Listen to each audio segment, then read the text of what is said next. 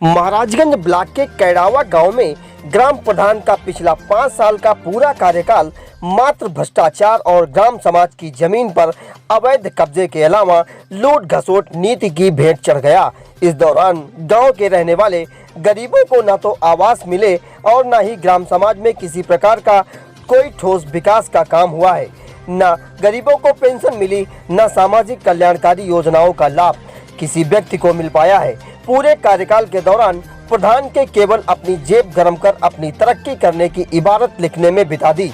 यहाँ के हालात यह है कि पूरे गांव में जगह जगह गंदगी का अंबार, नालियों की बदहाल व्यवस्था के चलते गांव में सड़ान और मच्छरों की भरमार जैसी समस्या से अक्सर लोग बीमारियों का शिकार बनते रहे हैं। प्रधान की इन कारगुजारियों को लेकर जनता के विद्रोह चरम पर है। गांव वालों का मानना है कि इनसे निकम्मा और भ्रष्ट प्रधान इतिहास में शायद भी कभी हुआ हो। अनेक ग्रामीणों ने प्रधान के 5 वर्ष के कार्यकाल की एक कमेटी बनाकर सम्मिलित जांच करवाने की मांग की है। आपको बता दें कि ब्लॉक की ग्राम पंचायत कैड़ावा की रहने वाली राजकुमार के पति देशराज ने राजकुमारी को ग्राम प्रधानी में खड़ा कर जनता को ऊंचे ऊंचे ख्वाब दिखाए थे और ये दावा किया था कि अगर उनकी पत्नी प्रधानी जीतेगी तो वो कैड़वा गांव में हजरतगंज की तर्ज पर विकसित कर दिया जाएगा। गांव में चारों ओर विकास दिखेगा। भोले भाले ग्रामीणों ने देशराज की बातों पर यकीन करके उनकी पत्नी को प्रधानी का पद सौंप दिया। उसके बाद मुड़कर देशराज ने गांव वालों की तरफ नहीं देखा।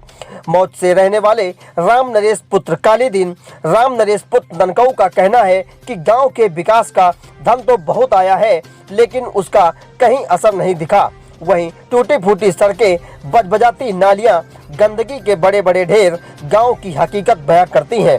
ग्राम प्रधान ने सरकार के द्वारा भेजे गए धन से सामुदायिक शौचालय का निर्माण करवाया है, जो कि भ्रष्टाचार की खुली निशानी है।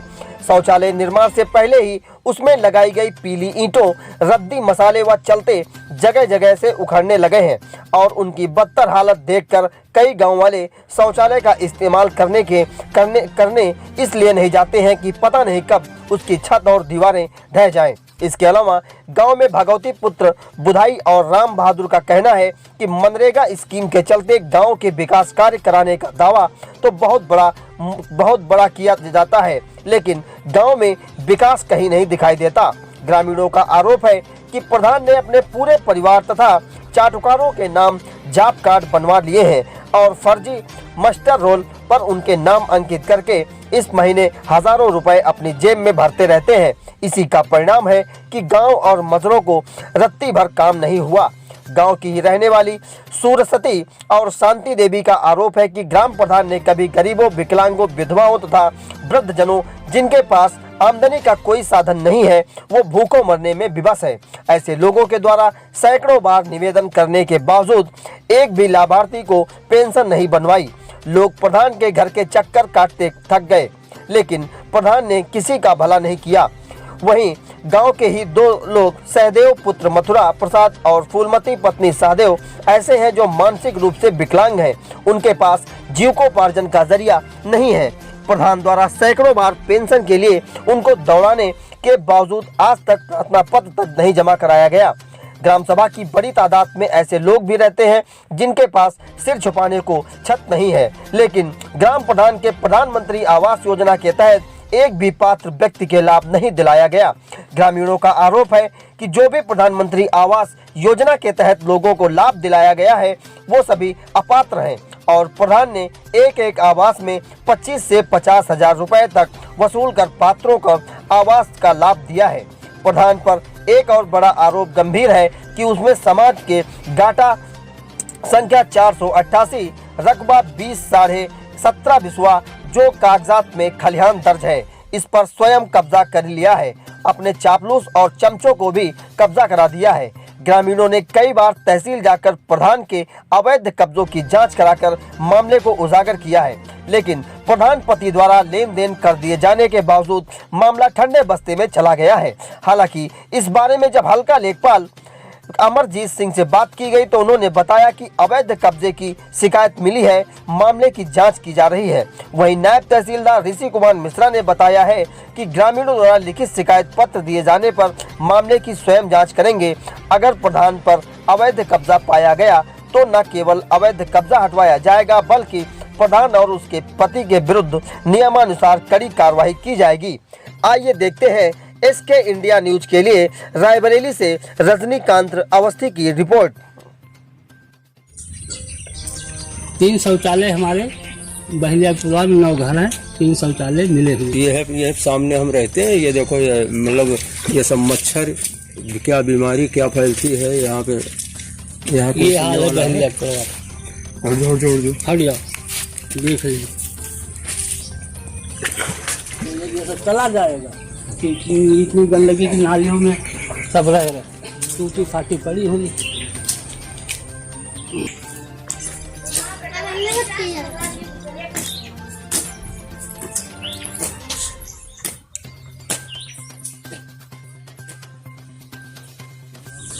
जी भैया, नाम बताएं अपना पहले। राम नरेश। पिताजी का नाम? ननकऊ। कहाँ के रहने वाले हो? बहलियापुरा। अच्छा, यहाँ का आपके गांव का ग्राम प्रधान कौन है? देशराज है। हाँ। तो पिछले 5 सालों में कुछ विकास कार्य हुए हैं यहाँ पर इस गांव में? यहाँ तो सर नहीं हुए। हाँ। क्या क्या समस्याएं हैं देख सकते हैं जी। और कोई कार्य यहाँ भी 5 साल में नहीं हुआ। इंटरलॉकिंग, नाली, खरिंजा? नाली खरिंजा कुछ भी नहीं हुआ। कुछ भी नहीं हुआ। 5 ईंटें भी नहीं रखे गए 5 साल के। 5 ईंट भी नहीं रखी? हाँ, 5 ईंट भी नहीं। ये तो ग्राम प्रधान से संतुष्ट है कि आप लोग? आप संतुष्ट है साहब, अब करे या न करे। हाँ, न करेंगे तब भी संतुष्ट है, तो प्रधान है। और कुछ कहना है? और तो जो कहना है आप लोग चेक कर लो मौके पे क्या हुआ क्या नहीं हुआ 5 साल में। सरकार से क्या मदद चाहिए आपको? सरकार से मदद ये चाहिए कि लाभ हम लोगों को मिलना चाहिए जी। कि कुछ ऐसा है, नाली हो जाए, कहीं खरिंजा लग जाए, कहीं आवास मिल जाए, जिसके शौचालय नहीं उसको शौचालय मिल जाए जी। हाँ, 5 साल पहले जो भैया अपना नाम बताया। हमारा नाम भगवती प्रसाद। पिताजी का नाम? बुधई प्रसाद। कौन से गांव के रहने वाले हो? ग्राम पूरे बहलिया। ग्राम सभा कौन सी लगती है? कैड़ावा। यहाँ का प्रधान कौन है? देशराज। शासन द्वारा तमाम सारी योजनाएं गरीबों के लिए चलाई जा रही हैं, तो उसके अंतर्गत आप लोगों को क्या सुविधाएं और क्या लाभ प्रधान द्वारा दिए गए? अब हमारे यहाँ जो शासन द्वारा है, जैसे किसान PM मोदी वाला पैसा है वो भी नहीं आ रहा। अब ये तो शासन द्वारा जो भी मिल रहा है हमें प्रधान द्वारा क्या लाभ पाया? प्रधान आपको आपकी ग्राम सभा के आपके गांव को क्या लाभ दिया? अब हमारे गांव को जो भी लाभ दिया है वो तो सब आपके सामने है। जो भी लाभ दिया, मैं आपके गांव में पहली बार आया हूं सर्वे करने। तो हम आपसे जानना चाहते हैं कि क्या योजनाएं सरकार की यहाँ लागू की गई? अब सरकार की योजना यहाँ पर कोई भी नहीं लागू हुई जी। जो भी योजना है वो पहले मायावती की सरकार में जो भी आया था, उसके बाद में कोई भी नहीं आया जी। ये जो इंटरलॉकिंग है, सड़क बनी हुई है, RCC बनी हुई है, मायावती की सरकार में आई। अच्छा, ये 5 साल पहले बना है। उसके 5 साल इस पंचवर्षीय में कोई भी विकास कार्य यहाँ कोई भी यहाँ विकास कार्य पर प्रधान तो कहता है हमने पूरी ग्राम सभा का विकास किया है।